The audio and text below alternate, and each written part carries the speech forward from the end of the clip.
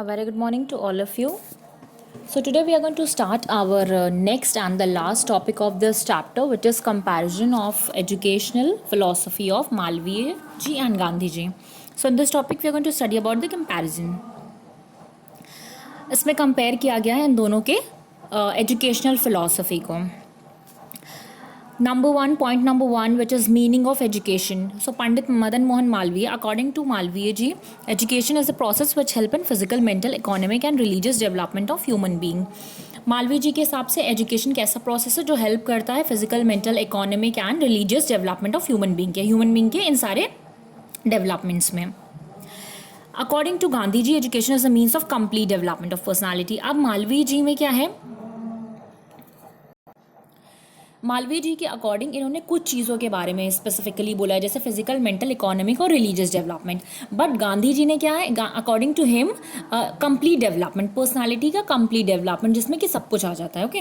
Number 2, subjects of education. Educating man according to Indian values. इनके हिसाब से क्या है, educating man according to Indian value के हिसाब से. Here preparing child to earn is livelihood, यानी कि उसकी रोजी रोटी कमाने के हिसाब से उसको प्रिपेयर करना. सब्जेक्ट ऑफ एजुकेशन क्या होना चाहिए मालवीय जी के हिसाब से, अकॉर्डिंग टू इंडियन वैल्यूज़, और महात्मा जी के हिसाब से, महात्मा गांधी के हिसाब से रोजी रोटी कमाने के लिए. Number 3, medium of education. Malviya ji stressed upon imparting education through Hindi medium and also supported use of English for higher education.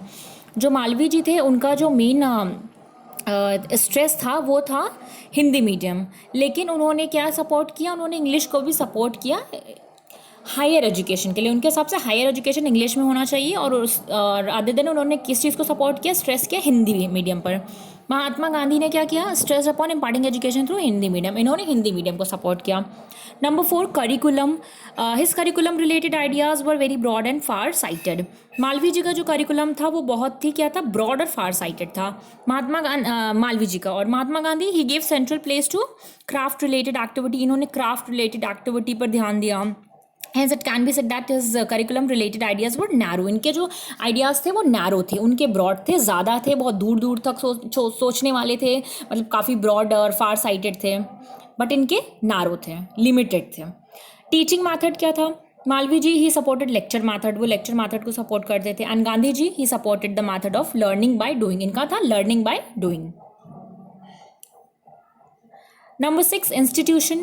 He supported developing of institution in natural and healthy environment. अब according to Pandit Madan Mohan Malviya, institution कैसा होना चाहिए, उन्होंने support किया किस चीज़ को, natural और healthy environment को. And Gandhi ji he supported developing institutions as community centres. इनका एकदम ऑपोजिट था, कम्युनिटी सेंटर्स था. So here we can see a lot of differences in both educational philosophy. I hope you can understand each and every point clearly. There are total 6 points in this: meaning of education, subject of education, medium of education, curriculum, teaching method and institution. So I hope you can understand the meaning of each and every point clearly. So that's all for today. Thank you so much.